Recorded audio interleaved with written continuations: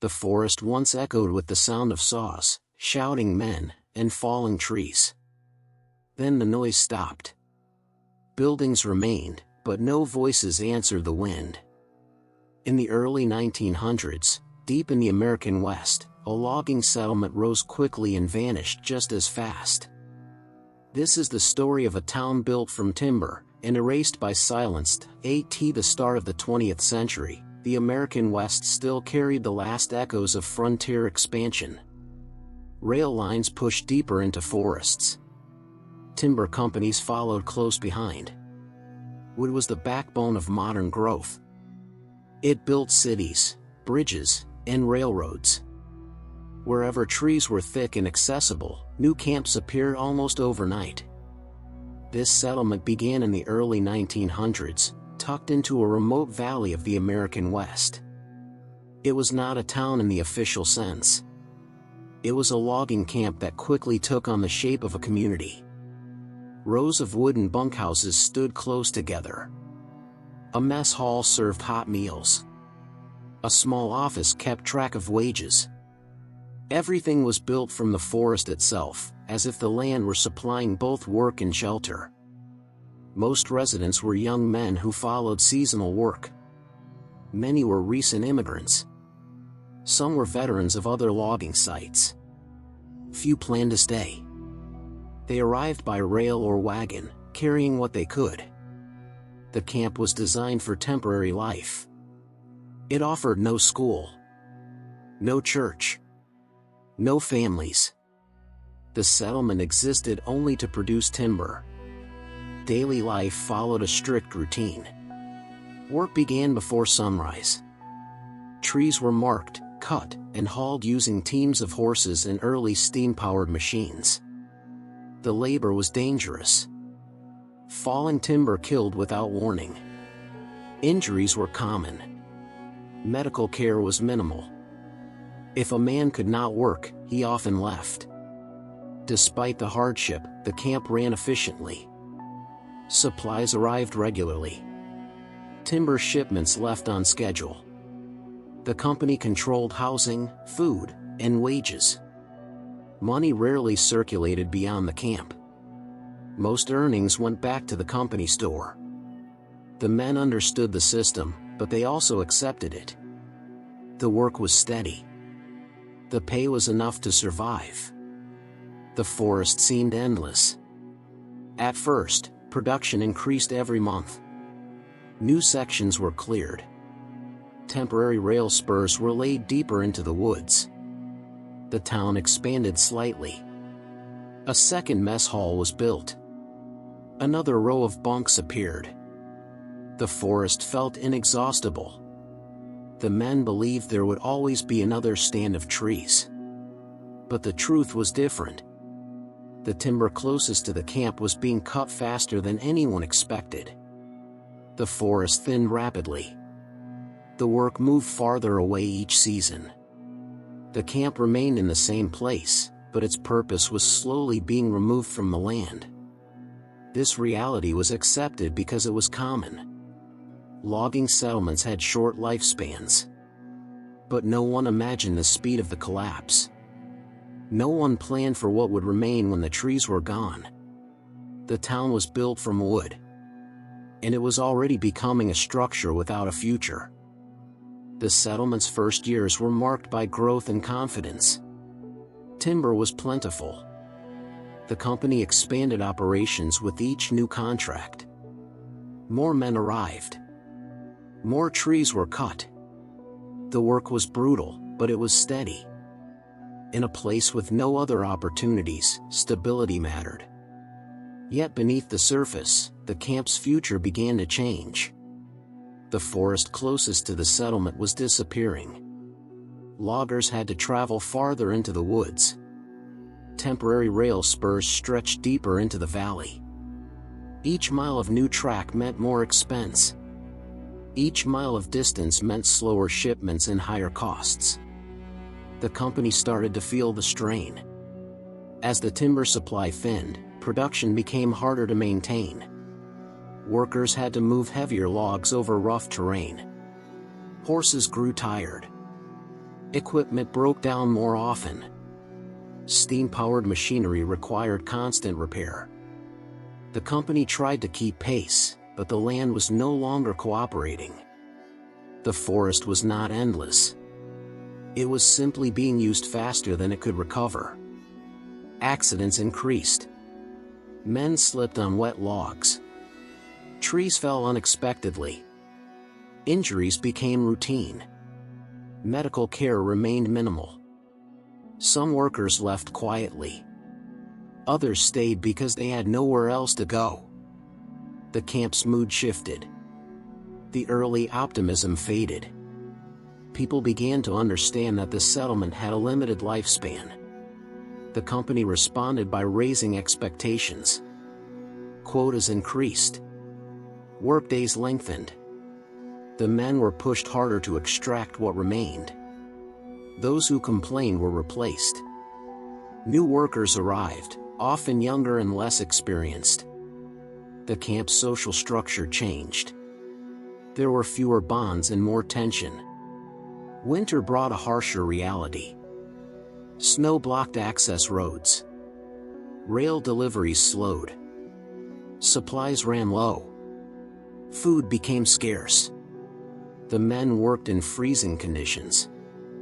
Machinery froze and broke. The camp's isolation grew more severe.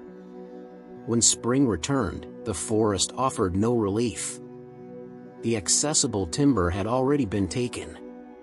What remained was farther away and more expensive to reach. Company representatives visited only briefly. They inspected the remaining stock and reviewed records. They spoke little. Their silence felt like a verdict. The men waited for instructions that never came. The atmosphere became uncertain. People began to leave, one by one, while the camp still stood. By the end of the season, logging slowed dramatically. Shifts were cut. Entire crews were dismissed. Pay stopped for many. Some men packed their belongings and left immediately. Others waited, hoping the company would decide to continue. The answer never arrived. The settlement remained, but the work did not. Buildings stayed. The mess hall stayed. The bunkhouses stayed. But the purpose that had created them was gone. The forest had been exhausted. The town was still standing, yet it had already become a place without meaning. The first stage of decline was complete. The town had not fallen. It was simply no longer needed. The final months of the settlement were not marked by a single dramatic event. There was no battle, no fire, no flood. Instead, the collapse happened quietly, through absence. The work stopped. The supply lines ended. The men were left with empty days and an uncertain future. The town did not collapse all at once. It simply stopped being a place of purpose. When the company reduced operations, the first sign was the silence. Machines that had roared for years fell quiet. The saws stopped. The horses were taken away. The camp became still. Men gathered around the office, waiting for news. The supervisor appeared less often. When he did, he spoke in short sentences. He avoided eye contact. He did not explain the decisions. He only confirmed that work was slowing. The winter that followed was especially harsh. Snow covered the camp. Wind cut through the buildings. The men stayed in their bunks longer. Food supplies became scarce. Many workers were forced to leave, walking through deep snow toward distant rail lines. Those who remained were left with the feeling that the settlement was already being erased. Spring brought no renewal. The forest around the camp remained bare. Stumps filled the landscape like broken teeth. The rail spurs that once carried timber were now unused and half buried. The company did not send crews to maintain them. They did not repair roofs or replace broken windows. The camp was no longer worth the cost of upkeep. As the months passed, the men who remained began to leave in small groups. They carried what they could. Tools were left behind. Furniture was abandoned. Personal items were forgotten in haste. There was no ceremony. No farewell. The town had never been built to last, and now it was being dismantled by neglect. When the last workers departed, the settlement was left as a collection of empty buildings. The mess hall still stood, but the tables were covered in dust. The bunks remained, but the mattresses were gone. The office was locked and silent. The forest began to reclaim the space immediately. Weeds grew through floorboards. Rain soaked the interiors. The wind moved through broken walls like a slow breath. No official record marked the town's end. The company did not publish a notice. The camp simply disappeared from schedules. Maps stopped showing it. Even former workers struggled to find the exact location years later. The land itself seemed to erase the memory of human presence. The settlement did not vanish in a dramatic moment. It vanished through neglect, through absence, through the slow return of nature. In the end, the town became a place that existed only in the memories of a few men. And those memories faded with time. The town did not end with a dramatic moment. There was no official announcement. No crowd gathered. No farewell speech. The settlement simply stopped being useful. Then it was forgotten. After the last workers left, the camp was left behind like an unfinished sentence. The buildings remained. The mess hall remained. The bunkhouses remained. But there were no footsteps. No voices. No smoke rising from a stove. The place was no longer a community. It was only a structure in the forest. Time moved differently there. The wind entered through broken windows. It moved through empty rooms as if it were searching for the people who had once filled them. Dust gathered on tables and chairs. Floorboards warped. Roofs began to sag. The forest did not need to destroy the town. It only needed to wait. The rail spur that once carried timber became a line of rotting ties. The track was swallowed by weeds. The path that connected the camp to the outside world disappeared. The land returned to its original shape. The clearing that once held buildings slowly filled with shrubs. Trees began to grow where workers once walked.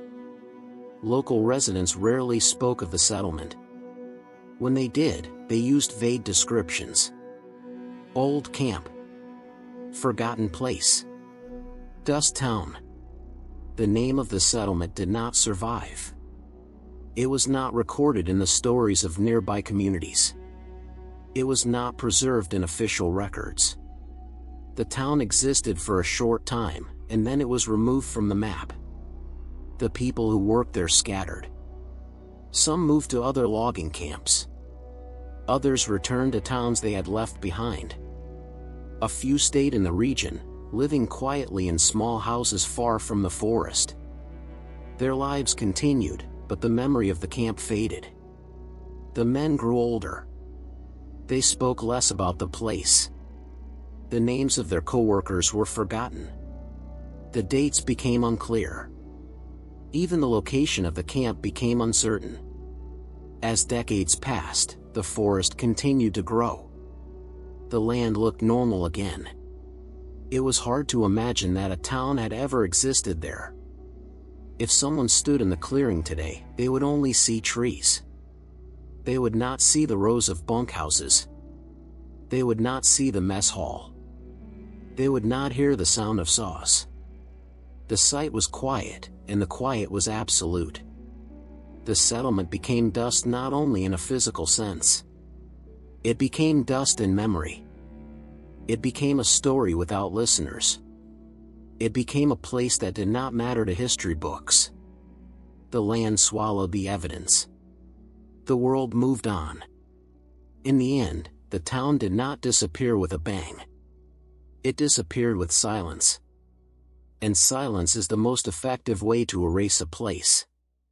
The logging settlement became dust. And the dust remained. These stories are rarely told. Subscribe if you want to hear the next one.